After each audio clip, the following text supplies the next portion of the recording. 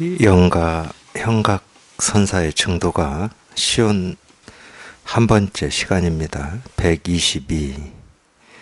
유마대사가 그들의 의심을 단박에 없애주니 마치 빛나는 해가 서리와 눈을 녹이는 것과 같다. 유마거사가 그들의 의심을 단박에 없애준다. 이 의심이라고 하는 거는 물론 저게 맞나 틀리나 뭐 어떤 이 시비심 뭐 이것도 의심이지만 뭐 알고 보면 우리 생각이 다 어떤 측면에서는 좀 이런 게 좀 있죠. 내 삶의 앞으로의 어떤 삶의 모습이 이럴까 저럴까 뭐 이런 것도 전부 의심이죠. 그러니까 이 의심이라고 하는 말을 우리가 좁은 의미로 쓰면 옳으냐 그르냐 뭐 이렇게 얘기할 수 있지만 좀 넓혀서 보면은 사실은 이 자기 이 마음이라고 하는 이거는 100%거든요. 이건 둘이 아니에요. 둘이 아니기 때문에 이 자기 마음에 통하는 거는 100%입니다. 100%. 둘이 될 수가 없어. 이게 아니고 뭐 조금이라도 티끌만큼이라도 다른 게 또 있을까 뭐 이런 게 없어요. 이 마음이라고 하는 것은 어떤 대상이 아니기 때문에 어떤 대상이다 그러면은 우리가 이 대상이라고 하는 거는 굳이 얘기하면 생기고 사라지고 변화하는 겁니다. 그렇기 때문에 불교에서는 자꾸 허망하다 이제 이렇게 표현도 하는데 근데 우리 생각 느낌 감정도 그래요.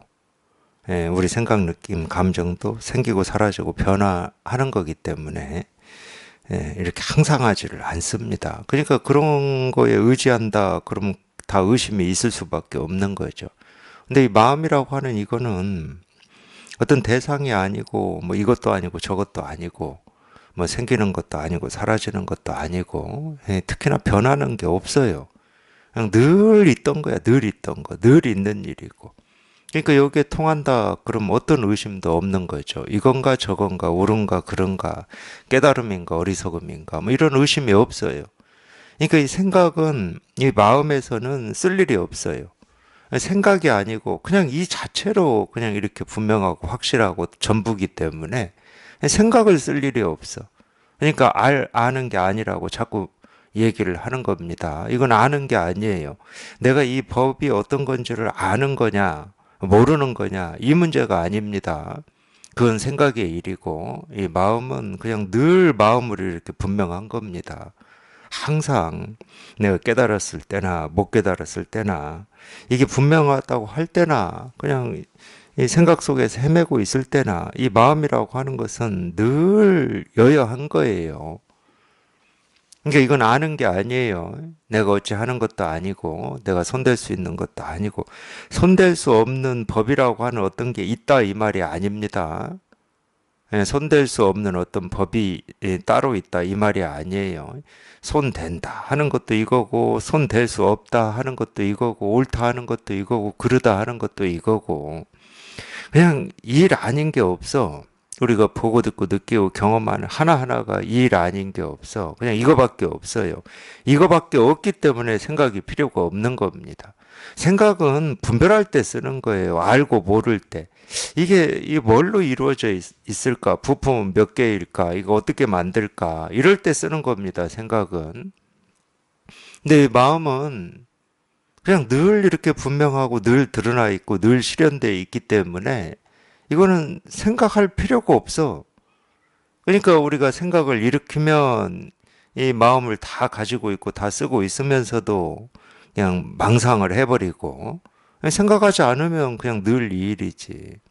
예를 들어서 이 생각이라고 하는 게 범위가 어디에서 어디까지냐 또 이렇게 의문을 가질 때도 있어요. 간단히 얘기하면 도가 뭡니까? 뜰 앞에 잣나무다. 이럴 때 아직 여기에 이렇게 통하지 못한 입장에서는 세간을 지금까지 평생 살아온 입장에서는 뜰 앞에 잣나무다. 그걸 뭐 생각하지 않잖아요. 또 하나는 1 더하기 1은 2다. 이럴 때 뭔 생각합니까? 너무 익숙하고 훈련이 돼가지고 1 더하기 1은 그러면 생각 안 해요. 근데 예를 들어서 뭐 58,097 더하기 뭐 47,086 이러면 우리는 생각을 해야 돼요.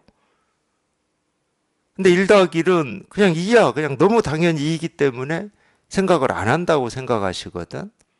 이거 뜰 앞에 잣나무다. 이럴 때 생각 안 한다고 생각할 수 있어요. 이제 생각을 하면 왜 뜰 앞에 잣나무가 도지? 이런 생각은 할 수 있지. 근데 뜰 앞에 잣나무에 대해서는 생각한다고 안 합니다. 왜? 너무 분명하기 때문에. 뜰 앞에 잣나무. 내가 지금까지 뭐 소나무, 전나무하고 다른 그 잣나무. 이건 생각 안 해도 잣나무야. 예를 들어 뜰 앞에 소나무다 이렇게 답을 해도 되거든요. 그 소나무는 뭐 너무 분명한 거야.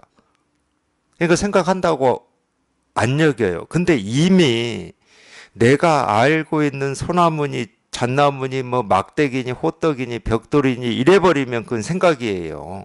분별을 하고 있잖아. 잣나무다 그럴 때는 소나무가 아닌 잣나무. 이미 잣나무를 내가 안다고 할 때, 당연하다고 할 때는 분별을 하고 있는 겁니다. 이 잣나무가 아닌 것과 잣나무인 것을 분별하고 있는 거예요.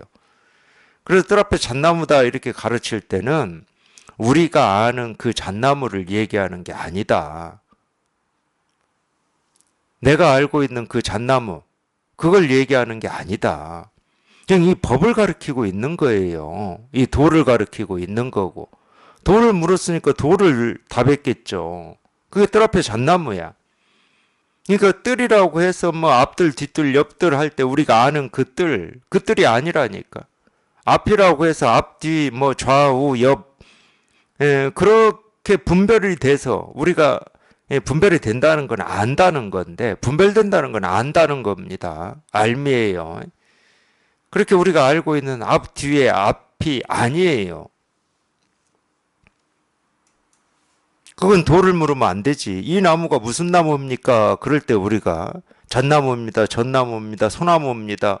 이렇게 얘기하는 거지. 근데 도가 뭡니까? 뜰 앞에 잣나무다. 그럴 때는 우리가 알고 있는 그 잣나무가 아니야. 알고 있는 잣나무다. 그건 분별을 가리키는 거야. 알을 얘기하고 있고 이 나무의 이름이 어떤 거다를 가르쳐주고 있는 겁니다. 그런 게 아니에요. 그렇기 때문에 아무리 자기가 생각을 안 하고 있다. 생각을 안 하고 있다는 말도 생각이죠, 실은. 분별을 안 하고 있다. 또 그것도 분별입니다. 그러니까 아무리 그게 생각이 아니고 분별이 아니고 사실은 뭐 분별이 뭐고 생각이 뭔지 알 필요도 없어요. 이미 우리는 무슨 수를 써도 이 생각 분별 속에서 살고 있기 때문에 알 필요는 없어. 단지 이제 이 마음 공부에서 이 선에서 가르친다라고 하는 것은 그런 분별을 벗어난 분별되지 않는 걸 한번 이렇게 보여드리는 거거든. 근데 말은 똑같아요, 말은. 우리가 저 나무가 무슨 나무입니까? 할 때 잣나무입니다, 전나무입니다, 소나무입니다. 이렇게 세속에서 쓰는 말하고 도가 뭡니까? 뜰 앞에 잣나무입니다. 할 때 이 법을 가리키는 말하고 똑같아요, 말은. 언어가 똑같다고. 이 말이 똑같다고 해서 이 잣나무라고 하는 이 이름이 가리키는 게 세속에서 우리가 알고 있듯이 그 나무를 가리키는 거냐? 그건 아니다. 그러니까 잣나무라는 이름은 있는데 이 이름에 해당하는 어떤 사물이 없어요. 어떤 대상이 없어. 그러니까 잣나무다 그랬는데 내가 안다고 생각했던 그 나무인 줄 우리가 알고 있었는데 그래서 의심을 하는 거거든. 아니 어떻게 도가 그 잣나무지? 이렇게 의심을 하는 거야. 근데 그게 아니라고. 내가 알고 있는 잣나무를 얘기하는 게 아니야. 그러니까 잣나무라는 이름을 듣긴 들었어. 말을 듣긴 들었는데 어떻게 할 수가 없어. 내가 아는 그 나무가 아니니까. 어떻게 할 수가 없어요. 내가 아는 어떤 말이 아니다. 그러면 그 말에 대해서 우리가 어떻게 할 겁니까? 잣나무다 그랬는데 이 잣나무라는 말이 내가 아는 어떤 사물을 가리키는 이름이 아니야. 그럼 어떻게 할 거냐고. 그럼 이게 뭐야 이게. 잣나무 이게 뭐야. 그러니까 아무리 생각을 뭐 헤아리고 비교를 하고 분석을 한다 해도 될 수가 없는 거지. 생각 속의 일이 아니고 우리 분별 속의 일이 아니고 알매 일이 아니니까. 그래서 의심이라고 이제 여기에서는 이렇게 나왔는데, 그렇기 때문에 이제 이 의심이라고 하는 거는, 우리가 이 잣나무다, 전나무다, 뭐 소나무다, 호떡이다, 벽돌이다, 뭐 막대기다, 이렇게 가르쳤단 말이에요. 선사들이. 그러면 이 의심이라고 하는 것은, 이 의심을 단박에 없애준다라고 하는 거는 내 알미 사라지는 거예요. 알미 있으면은 이 의심이라고 하는 게 사라질 수가 없어요. 의심이 없어질 수가 없어. 우리 삶으로도 보면은 죽은 뒤에는 어떻게 되지? 뭐 이런 게 다 의심이거든. 전부 생각이잖아요. 우리가 죽은 뒤에는 어떻게 돼? 뭐 영혼이라고 하는 게 있는 거야, 없는 거야? 윤회는 있는 거야, 없는 거야? 이게 전부 의심이거든. 근데 이런 의심이 그냥 단박에 다 사라진다. 이런 모든 의심이 사라지는 걸 이제 정멸이라고 하고 열반이라고 그러는데, 네, 그게 이제 우리가 이 실상을 한번 이렇게 체험하는 거다. 이렇게 얘기할 수가 있어요. 우리가 이 견성을 한다라고 하는 것은 이 정멸을 체험하는 거고 열반을 체험하는 겁니다. 다른 거 없어요. 우리 모든 분별심이 사라지는 게 이 정멸이고 열반이기 때문에. 그래서 이 의심이라고 하는 게 사라진다라고 하는 거는 우리 어떤 이 분별심이라고 하는 게 한번 뚝 부러지는, 이거를 이제 의심이 사라진다. 그리고 이제 의심을 단박에 없애준다는 말은 어떤 이 직지의 가르침을 얘기하는 거예요. 모든 분별을 그냥 다 가로막아 가지고 스스로는 분별을 할래 할 수도 없고 그냥 이럴 수도 없고 저럴 수도 없는, 이제 이런 걸 우리가 이제 가르침이라고 그러는데, 그러니까 이 가르침이라고 하는 것은 이 불법에서 가르침이라고 하는 거는 뭔가를 더 나은 거를 알려주고 이해시켜 주는 게 아니고, 우리가 이 평생 해왔던 그 생각, 이 분별을 그냥 딱 막아가지고 도저히 이 생각과 분별에 의지하지 못하게, 이러지도 못하고 저러지도 못하는 그런 상황으로.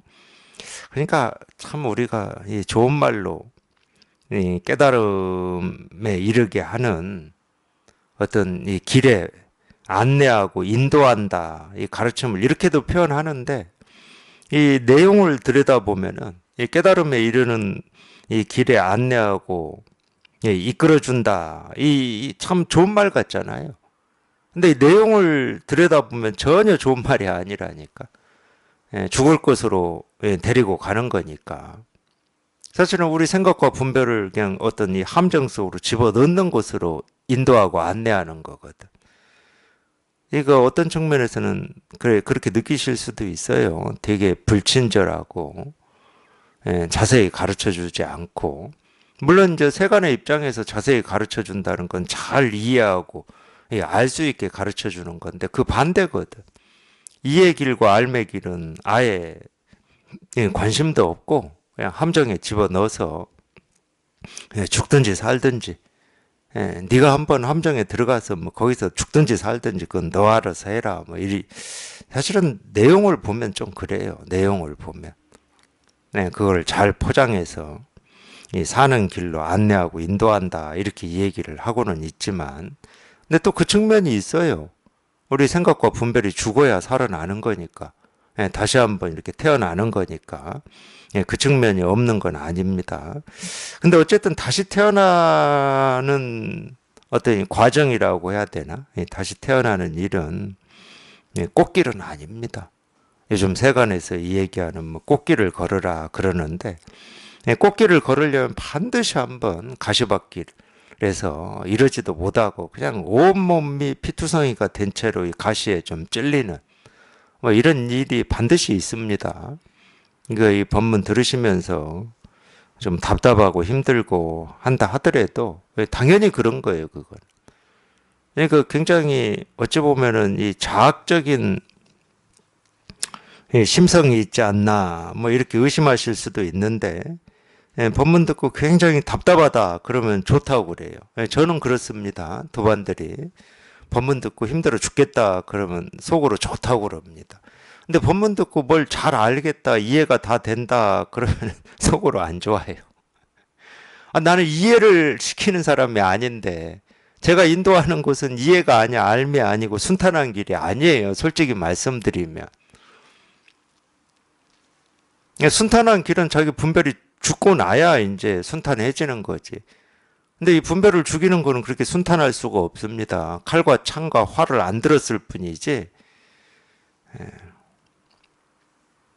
칼과 창과 활을 든 강도보다도 더 어떤 때는 심해요. 의심을 단박에 없애준다 이렇게 표현은 해놨는데, 제가 없애줄 수는 없습니다.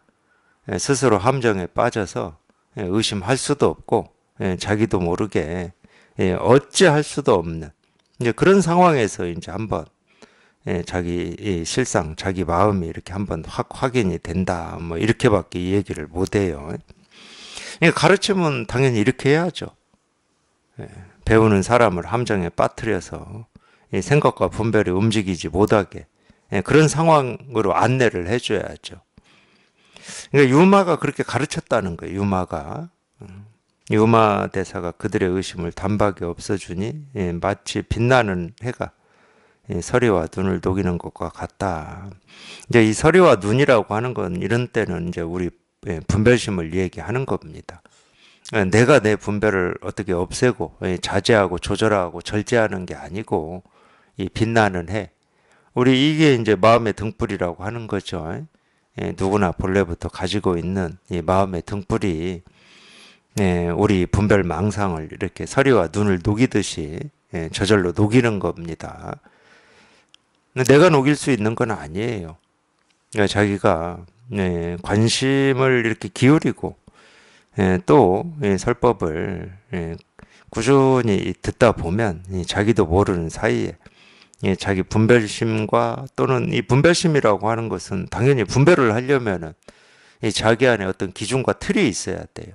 옳다라고 분별을 하려면은 이 옳다라고 하는 어떤 기준과 틀이 있어야 이 틀에 맞으면 옳은 거고 맞지 않으면 그르다 이렇게 얘기할 수 있는 거거든.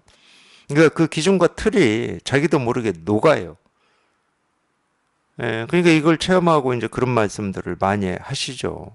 이걸 체험하기 전까지는 분명히 세상 일이나 사람들 관계에서 이런 게 있었는데, 있으면 불편해요, 사실은. 자기가 이 좋아하는 인간 관계만 우리가 맺고 살 수가 없거든.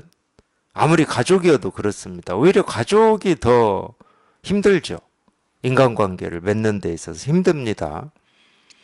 그거는 이제 자기한테 어떤 기준과 틀이 있기 때문에 그러는데, 체험하고 나면은 희한하다고 그러죠. 분명히 이때 나는 불편을 느꼈고 힘들었는데, 스트레스가 있었는데, 체험을 하고 보니까 아니 이게 스트레스가 안 되는 거야. 그거는 이미 기준과 틀이 녹았든지 기준과 틀이 좀 헐렁해졌든지 기준과 틀에 자기가 의지하지 않는 겁니다. 그렇게 얘기를 하시거든. 한 거라고는 하나밖에 없어요. 그냥 법문 열심히 듣다가 그냥 자기도 모르는 어떤 체험이 있었던 거지. 자기도 모르는 그 체험을 우리가 불가사의한 체험이다, 이 견성 체험이다, 이렇게 얘기를 하는 건데, 이거 자기가 한 건 그거밖에 없다니까. 했다 그러면은 그 체험도 내가 했다고 할 수도 없어. 자기가 원한다고 막 아무 때나 오는 게 아니니까. 원한다고 아무 때나 오진 않아요. 이야기를 해보면 원하는 게 있어야 그런 체험이 오긴 오죠. 근데 이 원한다고 왜 오지 않느냐. 이 체험이라고 하는 것은 내가 사라지는 체험이거든. 그러니까 나라고 하는 어떤 틀과 기준을 가지고 이 법문을 듣고 원한다, 그럴 때는 안 와요. 포기될 때 오는 거지. 자기도 모르게 포기될 때. 그러니까 체험도 내가 한다고 할 수는 없죠. 물론 이 분별망상 기준과 틀도 내가 어떻게 해서 없애는 게 아니야. 그냥 이 체험을 했을 뿐인데 그런 게 자기도 모르는 사이에 어떤 기준과 어떤 틀이 있었는지도 몰라요. 근데 희한하게 일상생활에서 그런 거를 경험을 하시는 거지. 분명히 이게 스트레스가 되는 상황이고 그런 일인데 또 불구하고 그냥 아무렇지 않게 이렇게 넘어가지는 이런 경험을 하는 겁니다. 그래서 마치 빛나는 해가 서리와 눈을 녹이는 것과 같다. 123. 헤아려 이해할 수 없는 해탈의 힘이여 이것이 바로 나의 선지식이로다. 또 한 가지 이제 여기서 선지식이라고 하는 말이 나왔기 때문에 제가 또 말씀드립니다. 우리가 이 선을 공부한다고 그래요. 그렇죠. 우리가 방편으로는 이걸 선이라고 그럽니다. 방편으로는 이 직지인심, 견성성불, 불임문자, 교회별전, 이심전심, 뭐 이런 거를 선이라고 그럽니다. 그러니까 그럴 때는 이 선의 특징, 이 선의 가르침이 우리가 분별이 되잖아요. 이 선은 이런 거다. 이럴 때는 또는 다른 수행이라든지 기도라든지 뭐 이거하고는 구분이 되잖아요. 그러면 이제 선이라고 하는 어떤 선은 이런 거다라고 하는 이 모습이 만들어집니다. 그러니까 제가 그걸 방편이라고 그러는 거예요. 진짜 선이라고 하는 것은 그냥 우리가 이해할 수 없고 알 수 없는 이거를 진짜 선이라고 그러는 거거든. 우리 본래 마음이라고 하는. 그러니까 이 본래 마음이라고 또 이름을 붙여서 이 얘기를 하지만 이 본래 마음이라는 이름에 해당하는 본래 마음의 모습은 따로 없어요. 근데 이거를 경험을 해보면 그러니까 이걸 불가사의하다고 그러는 거예요. 여기서는 헤아려서 이해할 수 없다 이렇게 표현했는데 불가사의가 헤아려서 이해할 수 없다는 말입니다. 그러니까 이게 어떤 건지 알 수는 없어요. 우리는 어떤 거다 그러면 이게 아니야. 이미 죽어버렸어. 그 이름에 갇혀. 우리 생각에 갇히는 겁니다. 이거 선이라고 할 때도 마찬가지야. 자기 스스로는 자기가 체험한 이 불가사의한 이거를 선이라고 그러는 거지. 불법을 얘기할 때도 마찬가지입니다. 불법은 어떤 거다. 그러니까 방편으로 이 중생의 병을 치료할 때는 불법에 대해서 이렇게 말로 해요. 그건 중생의 병을 치료하는 약으로 말로 하고 있는 거지. 이 말로 하고 있는 그 정의나 뜻이 불법이다 이런 말은 아니거든. 그래서 방편이라고 그래요. 그럼 불법이라고 하는 게 뭐냐? 뭐가 아니야? 그냥 이거지. 이건 알 수 있는 게 아니야. 이해되는 게 아니야. 오로지 체험을 통해서만 자기가 실감이 되고 공감이 되는 거예요. 실감이 되고 공감이 된다 하더라도 뭐는 아니야. 그러니까 이제 공부를 한다 그러면은 이런 점이 이렇게 스스로한테 분명하셔야 됩니다. 이게 분명하지 않으면 말을 쫓아가게 돼 있어요. 불법이 뭐냐, 도가 뭐냐 이런 말을 쫓아가게 돼 있어. 그런 말을 쫓아간다라고 하는 것은 자기가 체험을 했던 안 했던 도가 뭡니까 이럴 때 이 도에 대해서 할 말이 있다 그러면 이미 자기가 배우고 익혀서 아는 거를 얘기하는 겁니다. 그건 분별이죠. 근데 자기 스스로 이게 분명하다 그러면 이거를 그냥 가짜로 도라고 부르거든. 그러니까 도가 뭡니까? 몰라요. 이게 분명하면. 근데 이름을 쫓아가 버리면 도라고 하는 어떤 것이 있는 것처럼 느껴지잖아. 그러니까 그거를 얘기하는 거예요. 우리 마음이라고 하는 거는 말로 표현될 수가 없는 겁니다. 마음이라는 이름조차도 가짜인데 우리가 억지로 이름을 붙여본 거예요. 중생 제도를 위해서 붙인 겁니다. 그 일이 아니다 그러면 여기는 이름이 필요가 없어요. 뭘까라고 하는 이 생각도 필요 없어. 그냥 늘 있는 거라니까 이 공기처럼. 이 공기도 어떤 때는 뭐 예를 들어서 뭐 연기가 많이 나가지고 숨쉬기가 좀 불편하고 힘들 때도 있고 하니까 우리가 이름을 붙여서 공기라고 하는 거거든. 그런 일이 없으면 우리는 이 공기에 대해서 이름을 안 붙입니다. 붙일 이유가 없어요. 또 있다 없다 이런 생각을 할 필요도 없어. 숨을 들이쉬고 내쉬는데 아무 문제가 없는데. 근데 세상은 그렇지가 않아요. 우리가 숨을 들이쉬고 내쉬는 걸 뭐 하루 종일 살아도 의식하지 못하고 사는 때가 많긴 하지만 그래도 가끔씩이라도 버스가 검은 연기를 품고 지나간다 그러면은 벌써 이 불편하잖아. 냄새도 불편하고 숨쉬기도 불편하고 이 세속은 그렇게 돼 있어요. 그러니까 이름을 붙여서 우리가 이 불편한 상황을 좀 피해가기도 하고 돌아가기도 하고 좋은 걸 만들어내기도 하고 이러는 겁니다. 근데 출세가는 그렇지가 않습니다. 뭐라고 할 게 없어요. 불편하고 편하고가 없어. 그러니까 이름을 붙일 이유가 없고 있는지 없는지 생각해야 될 이유가 없어요. 사는지 죽는지 이런 생각을 할 필요가 없어. 이 출세관에서는. 그런 건 세간에서나 하는 거죠. 뭐 산다 죽는다 그게 생멸인데, 그러니까 세간법은 생멸법이라고 그러는 거고 출세관법은 불생불멸이다 이렇게 얘기하잖아요. 뭐가 없어 거기는. 그러니까 어떤 이름도 필요가 없어요. 어떤 말도 필요가 없고. 그거를 이제 헤아려 이해할 수 없는 해탈의 힘이다. 또는 부처님의 가피라고도 하죠. 네, 부처님의 유신력이라고도 합니다. 그러니까 우리가 이 부처님의 가피다, 부처님의 유신력이다 이제 이런 말들을 이 세간에서는 아무리 뭐 절을 열심히 다니고 불교 공부를 좀 했다 하는 사람들도 전부 어떤 이 석가모니 부처라든지 우리가 알 수는 없지만 어떤 그 부처님들의 힘이라고 생각을 해요. 그러니까 이 부처님이라고 하는 이 부처님이 따로 있어. 이분이 가지고 있는 힘이라고 생각해. 특히 하느님 얘기할 때 기독교에서 다 그렇게 얘기하죠.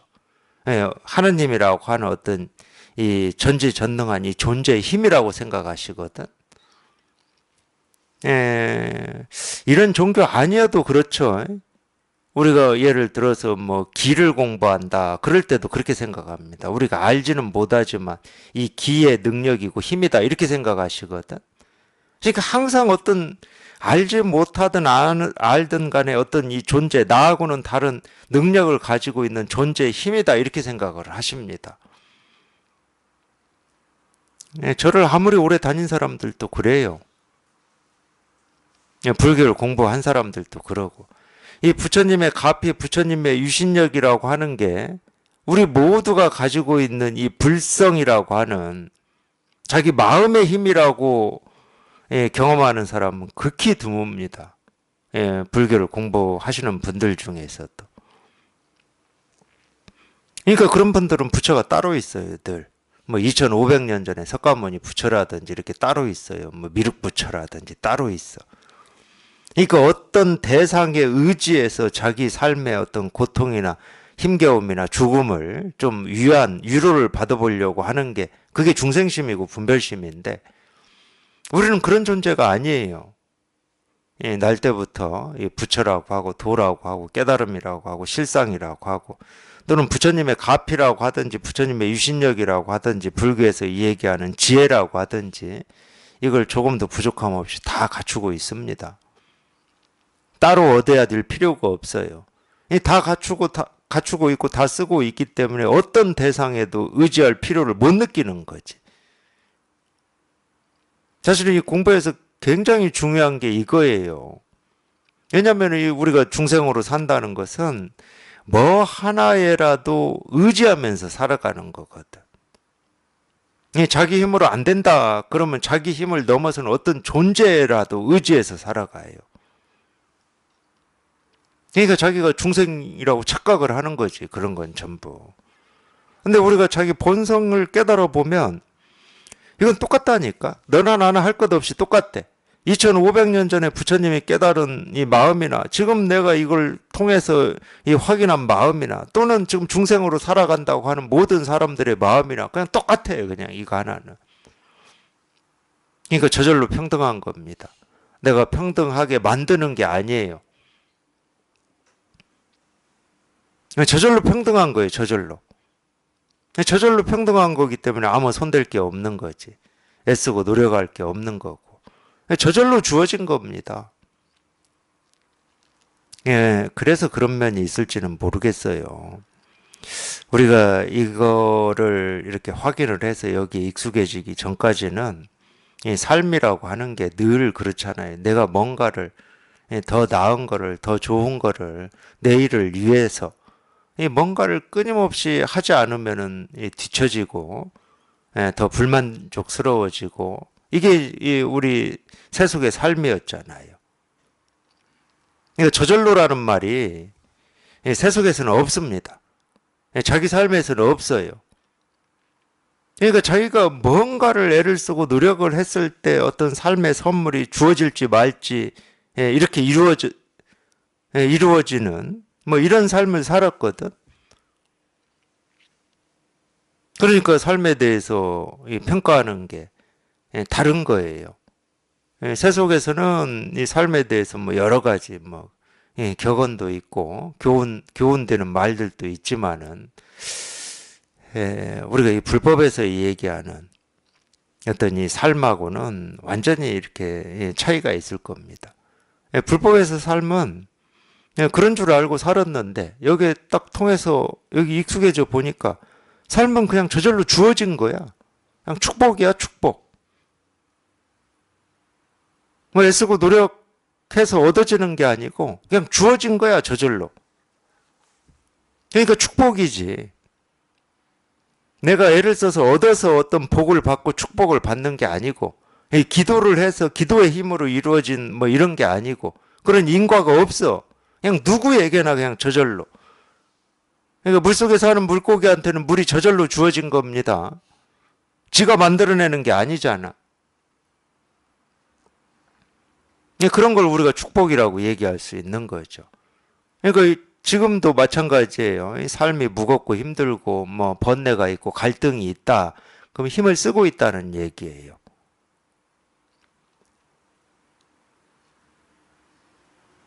그럼 반드시 그건 힘을 쓰고 있는 겁니다. 그게 아니라면 삶은 축복이죠. 그냥 저절로 다 주어진 건데.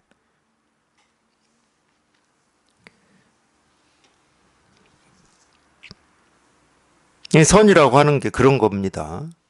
내가 알 수 없고 이해할 수는 없지만은 이렇게 우리가 축복이라고 하고 누린다라고 하는 이런 말을 하듯이 이렇게 저절로 주어진 이 뭔지는 모르지만 이렇게 저절로 주어진 알 수 없고 이해는 안 되지만 이거를 이제 우리 본성이라고도 하고 정멸해탈이라고도 하고 뭐 실상이라고도 하는데 선은 1번이 그거예요.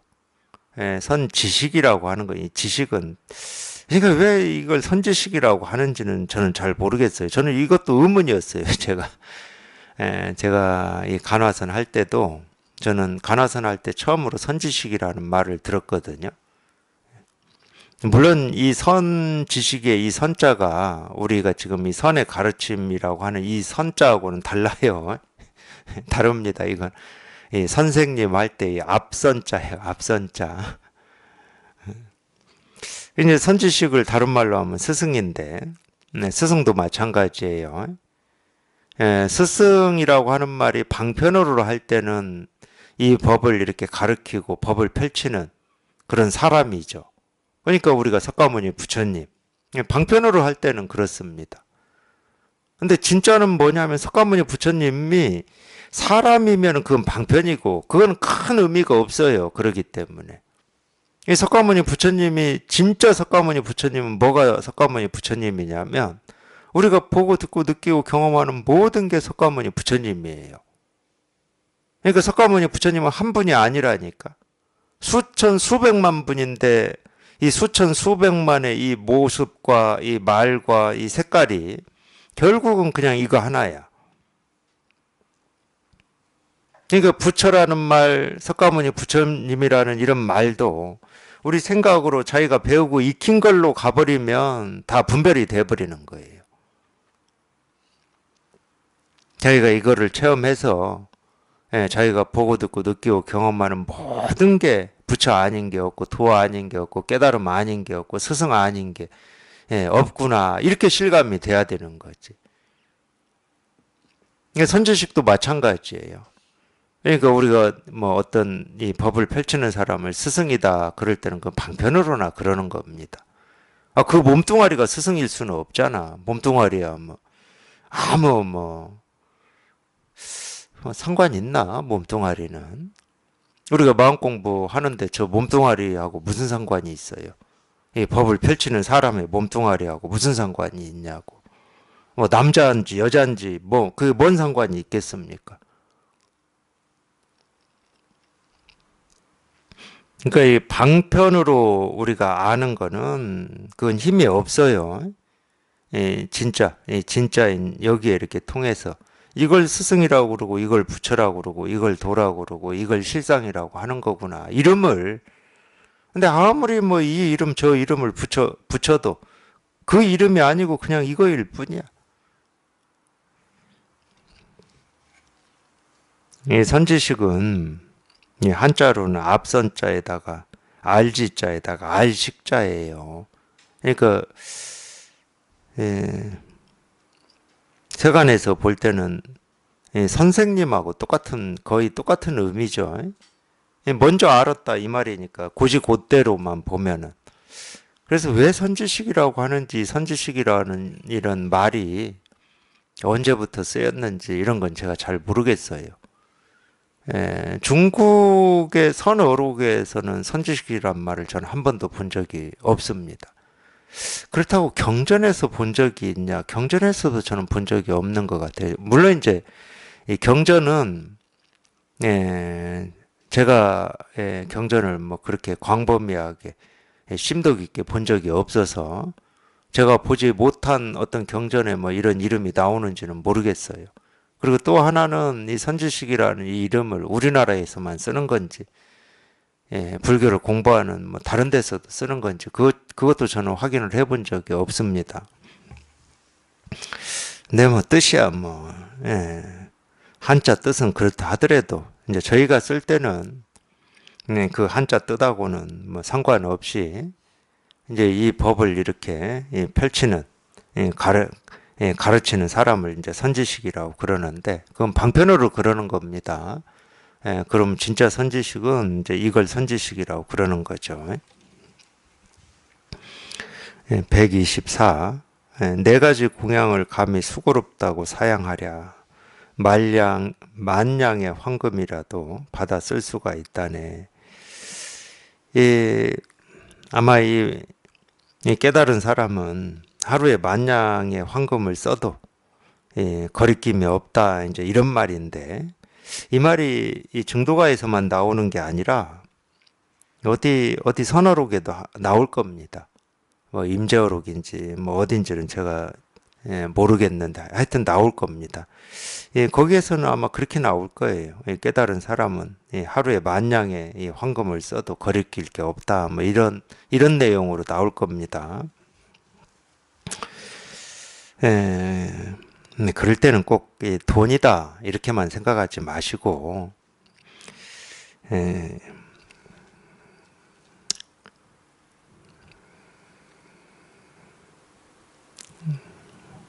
만냥이 얼마쯤 되는지를 알아야 제가 한 냥이 한 돈인가요? 그럼 만 돈이라는 말이야? 만 돈이면 엄청 많겠는데 한 돈이 뭐 요즘에 뭐 한 30만 원 이렇게 하나요? 30만 원에 만 배면은 도대체 얼마야 이게? 그런 뜻은 아닙니다. 써도 된다 안 된다 뭐 이런 뜻은 아니에요. 뭐 아니, 쓸 일이 있으면 뭐 이렇게 쓰겠죠. 예를 들어서 우리가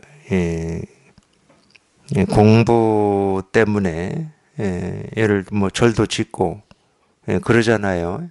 불교에서는 기독교에서는 교회 짓고 절 짓고 교회 짓는데 요즘에는 뭐 크기에 따라서 다르겠지만 돈이 많이 들잖아요.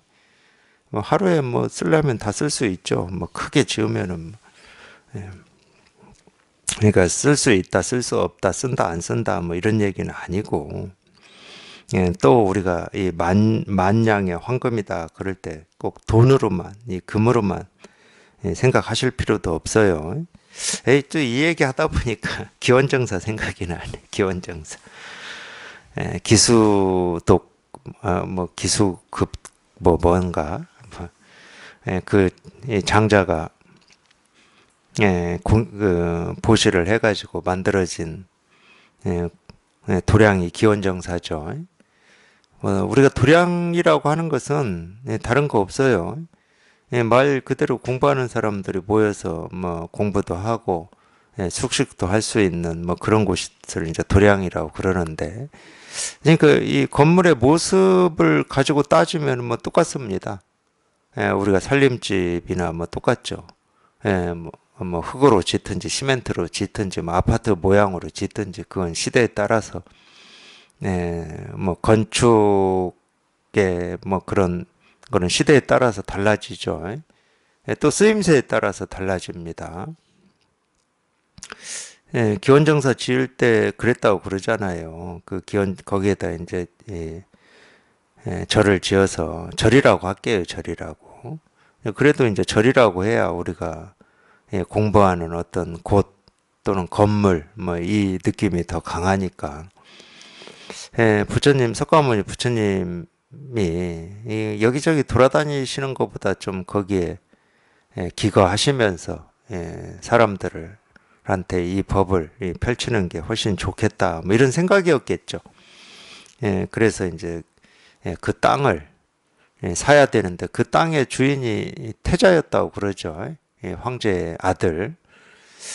그래서 땅을 팔으라고 하니까 거기를 황금으로 다 그 땅 면적만큼 황금으로 다 깔면은 그 땅을 팔겠다 해가지고 황금을 다 깔았다고 그러죠. 전설 같은 이야기죠. 그만한 황금을 가지고 있다는 것도 말이 안 되는 거고. 아마 그 당시 인도죠, 인도. 인도가 뭐 하나의 국가는 아니었지만, 지금 인도의 국가처럼 하나의 국가는 아니었지만, 그 태자가 소속된 이 국가가 가지고 있는 황금도 그만큼은 안 됐을 것 같아요. 그냥 제 생각으로 그렇습니다. 뭐 될 수도 있겠지만 안 됐을 것 같아. 그러니까 전설 같은 이야기예요. 그만큼 이 법에 대한 이 신심이라든지 뭐 이거를 그렇게 표현을 해놨겠죠. 그럴 때는 만냥 정도가 아니죠. 그렇게 하루에 그냥 다 깔아가지고 다 쓴 거잖아요. 그거보다도 우리가 이 세간에 우리가 보고 듣고 느끼고 경험하는 뭐 이 몸을 눕히는 집이라든지 옷이라든지 자동차라든지 뭐 이런 거를 당연히 우리가 이제 수행을 할 때는 그런 면이 필요합니다. 필요하긴 해요. 수행할 때는. 왜냐하면 수행이라고 하는 거는 이 공부에만 관심을 기울이고 그 이외의 일에는 관심을 기울이지 말라는 거거든. 그 이외에 관심을 기울이면 공부에 관심을 기울이는 힘이 약해지잖아요. 그러니까 다른 일에는 관심을 기울이지 마라. 그러니까 먹고 자고 입고 하는 거에는 관심을 기울이지 마라. 또는 이제 먹고 자고 입고 하는 게 이제 세간의 일이거든. 그럴 때는 이런 말을 써요. 그래서 뭐 검소도 이 얘기하고 막 그러잖아요. 특히 이제 물질에 관심을 기울이지 마라.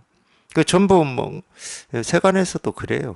공부 아니어도 뭐 죽을 때 가지고 가는 거 아니다. 뭐 이런 식으로 이 얘기를 하는데 그 이제 수행할 때는 좀 그런 면이 있었어요. 저 같은 경우도 그랬습니다. 그런데 신경을 쓰면 이제 공부하고는 멀어진다. 뭐 이런 얘기를 듣다 보니까 당연히 가능하면은 더 안 가지려고 그러고, 그러니까 방도 좀 그랬던 것 같아요.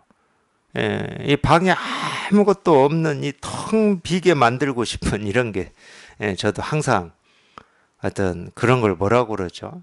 그렇게 하고 싶은 로망이라고 그러나? 로망이 좀 있었습니다. 네, 좀 필요하긴 하죠. 필요하긴 하죠. 근데 뭐 그게 꼭 그렇게 해야 우리가 깨달을 수 있다 이런 건 아니에요. 또 그런 얘기도 있죠. 이 방거사가 공부하러 갈 때 자기가 가지고 있는 모든 재산을 이 동정호라고 하는 호수에다 뭐 다 수몰시키고 공부하러 갔다고 그러잖아요. 또 이런 말도 들어보면 참 공부하려면 진짜 그래야 되나? 뭐 이런 생각도 당연히 들었죠. 저도 수행할 때.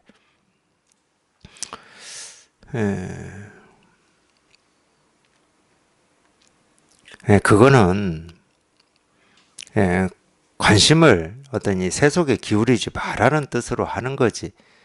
지금 가지고 있는 걸 뭐 다 없애고 처분하고 그러라는 뜻은 아닙니다. 근데 좀 그런 면도 있어. 이 견물생심이라고. 그런 면도 좀 있긴 있죠. 사람의 욕심은 뭐 끝이 없다 보니까. 그래도 자기가 진심으로 이 공부에 뜻이 있고 원이 있다 그러면은 관심이 이 공부 쪽으로 가요. 세간의 뭐 어떤 뭐 그런 거는 그냥 인연 따라서 하면 됩니다. 인연 따라서. 근데 이제 우리가 그렇게 공부를 하시다가 바른 가르침을 만나서 이거를 체험하고 이렇게 살아보면은 우리가 수행할 때처럼 세간의 일에 뭐 이래야 되니 저래야 되니 이런 틀이 없어요.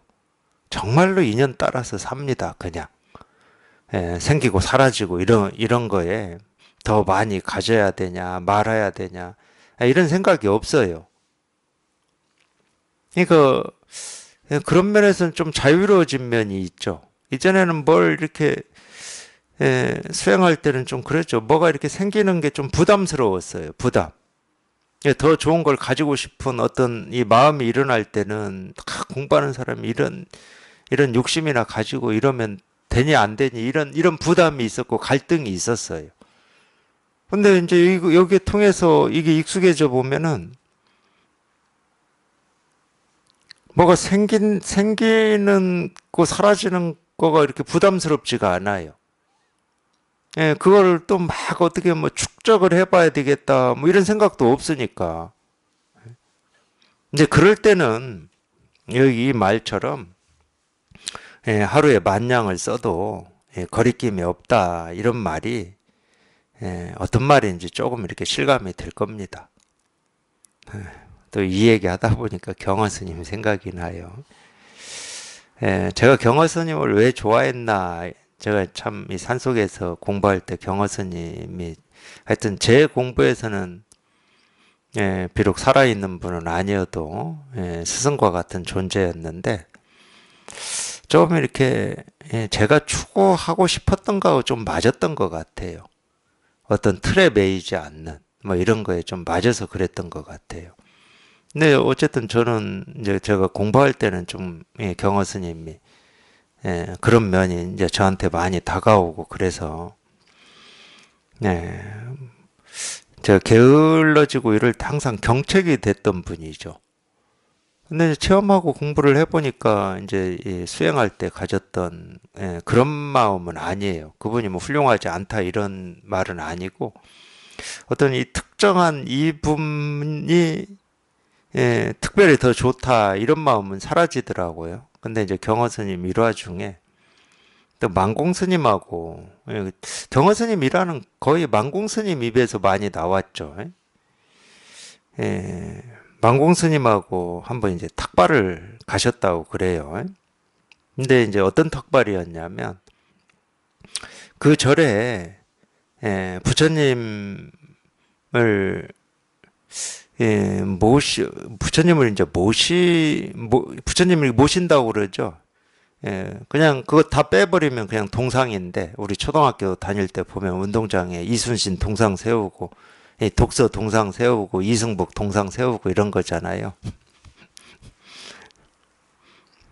별 얘기가 다 나오네. 제 초등학교 이순신 동상 저희 아버지가 세우셨습니다. 학교에서 요구를 했어요, 요구를.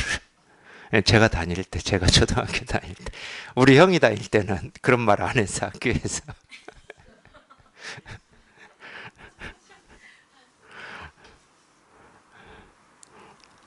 그래서 그 동상에 지금도 우리 아버지 이름이 남아 있어요. 우리 아버지 돌아가셨는데.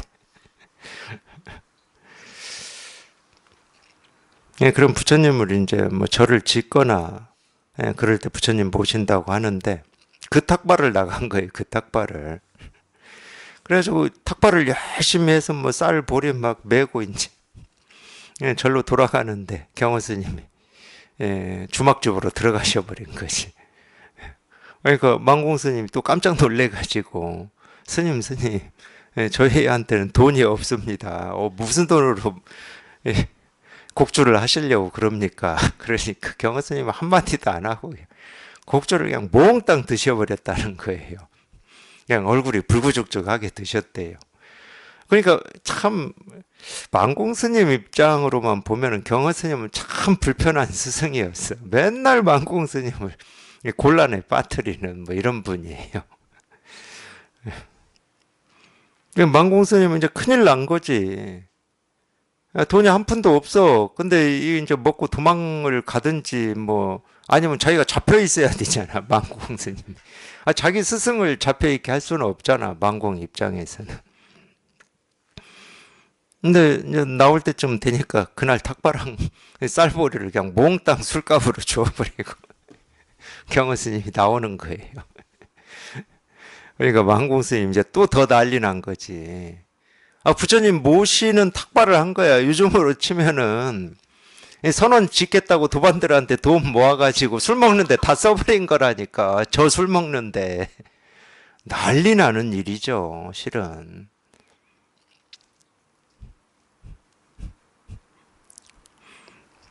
그래가지고 막 만공 스님이 어쩔 줄 몰라 해요. 스님 이거 부처님 모시는 공약물인데 이걸 이러면 어떻게 하시냐고 막 어쩔 줄을 몰라 하시니까 모실 때 색칠도 하나? 자기 부르적적한 얼굴을 가리키면서 이렇게 이미 다 부처님 모셨다 이러신 거야 경화 스님이. 가르쳐도 그렇게 과격하게. 제가 좀 배워야 되는데 저는 그렇게까지 과격하게 가르칠 담력이 없어요. 담력이 그냥 깨질세라 그냥 안절부절 아니라고.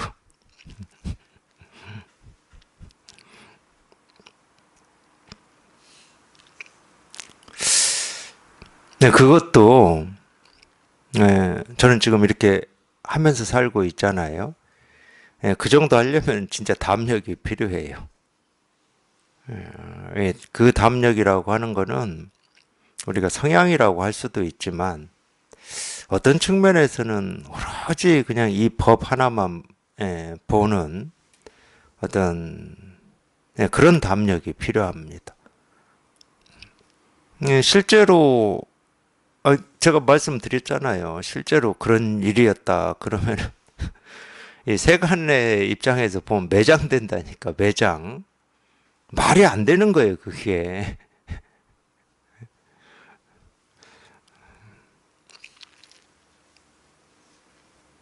근데 가끔 보면은 이 선사들 중에 그런 담력이 있는 분들이 있더라고. 다나천영 같은 경우도 그런 담력이 있는 분이죠.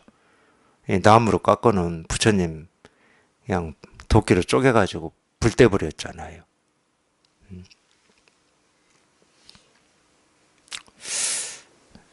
그게 우리가 예를 들어서 그냥 흔히 세간에서 얘기하는 객기다 그러면은 말 그대로 그런 객기고 정말로 이 법 하나만 보는 이 담력이 있다. 그럼 뭐 그렇게 충분히 저는 그렇게 할 수 있다. 그 나무 좀 쪼개서 떼는 게 무슨 대수겠습니까? 정말로 이 한 사람 구하는데 그게 약이 된다. 그러면 뭐 나무만 쪼개서 떼겠습니까? 절이라도 불질러야지. 절 불질른 사례도 있어요. 누가 그랬더라? 낙폰가를 삼성 스님인가가 가르칠 때 낙폰가 이 스님이 머물고 있는 암자를 불질러 버렸다니까. 그게 무슨 대수겠어요? 만냥의 황급을 받았어도 거리낌이 없다는 말은 사실은 그런 말이에요. 세간에 어떤 뭐 중요하게 여기고 있는 뭐 그게 건물이든 집이든 돈이든 이게 단 한 사람 부처님의 뜻을 이어받을 수 있다 그러면은 뭐 초계와 같이 뭐 할 수 있는 뭐 그런 담력 그건 이렇게 법만 우리가 이거 보고 있을 때 가능한 할 수 있는 행동이죠. 근데 세간에서도 그러더라고요. 진짜 그랬는지 아닌지는 모르겠지만 이순신 장군도 그랬잖아요. 이 나라를 구하는 그 일념 하나 가지고 예, 죽고자 하면 살고 살고자 하면 죽는다. 이 목숨도 뭐 초기와 같이 버리겠다 이러는데 세간에서도 그럴 수 있잖아요. 예, 또 옛날에는 장수가 전쟁에 나갈 때는 이 자기 가족을 자기가 칼로 다 베고 나간다 뭐 이런 말도 있었잖아요. 예, 계백장군이 그랬다던가. 네. 예, 세간에서는 네, 진짜 그래야 되는 거고 그거는 진짜 그런 거니까 좀 힘들고 예, 출세가는 그런 면에서는 좋아요. 마음으로 하는 거니까 마음으로 뭐 진짜 뭐를 없애고 태우고 막 이러는 게 아니고 마음으로 하는 거니까 출세관 공부는 그런 면에서는 좋습니다. 하여튼 이 공부하는 어떤 마음가짐이다, 자세다 그러면은 이제 마음가짐을 이렇게 표현한 거고, 예, 깨달음의 삶이다 그러면 깨달음의 삶을 이렇게 표현한 겁니다. 예, 금강경에서 얘기하는 이 삼천 대천 세계를 칠보로 가득 장식한다 하더라도 그냥 이거 하나하고는 비교할 수도 없고 미칠 수가 없다 뭐 이런 말이니까 예, 뜻을 이 공부 쪽에 이렇게 두고 그냥 오로지 관심을 여기에만 기울이시고 예, 이거 하나 해결해서 여기에 이렇게 딱 예, 익숙해지고 초점이 맞는 예, 그만한 일이 없으니까 실제로 여기에 통해서 이렇게 살아보면은 물론 이제 여기 통하고 좀 좌충우돌 뭐 무릎도 까지고 팔꿈치도 까지고 뭐 지옥도 좀 갔다 오고 뭐 좌충우돌 하는 시간이 있죠. 예, 그래도 이게 이렇게 확인이 되고 이렇게 분명해지면 예, 다른 일이 없어요. 이만한 일이 없어. 예, 세간에 어떤 일하고도 바꾸지 않는다고 그러잖아요. 예, 실제 그렇습니다. 제 스승님이 제가 체험하고 하여튼 이 몇 년 안에 이런 설법 할 때 저는 100% 받아들이지는 못했어요. 근데 이렇게 시간이 지나 보니까 세간의 일에 대해서는 예, 관심을 안 기울이니까 예, 점점 갈수록 그렇게 됩니다. 자기도 모르게. 예, 이 법의 힘이라고 하는 이게 예, 자기도 모르는 사이에 어떤 우리 분별 망상을 예, 녹이고 없애주기 때문에 좀 그런 면이 있죠. 예, 그런 면이 있어요. 그냥 이거 말고는 예, 뭐 특별히 가치가 있다, 의미가 있다, 해볼 만하다, 뭐 이런 일이 없습니다.